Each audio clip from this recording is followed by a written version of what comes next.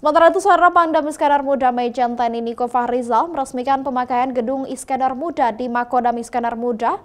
Gedung ini didesain seperti rumah panggung Aceh dengan ornamen khas Aceh. Selain digunakan untuk kegiatan internal, Kodam juga memberikan ruang kepada masyarakat umum agar juga bisa menggunakan gedung yang dulunya bernama Balai Teku Umar ini. Gedung Iskandar Muda ini terlihat megah dengan desain seperti rumah Aceh dan indah dengan tampilan ornamen-ornamen khas Aceh. Kata Pangdam, nama Gedung Iskandar Muda ini adalah cerminan identitas Kodam sekaligus penghormatan kepada salah satu pahlawan besar Aceh ini yang dikenal dengan kepemimpinan dan keperjuangannya dalam mempertahankan kedaulatan bangsa. Gedung ini dulunya bernama Balai Teku Umar, punya sejarah panjang dalam organisasi TNI, awalnya berada di bawah naungan Korem 012 Teku Umar.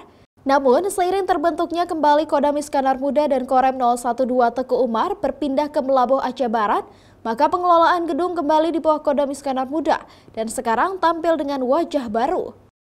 Yang tadi namanya Balai Teku Umar, sekarang berubah jadi Gedung Iskandar Muda.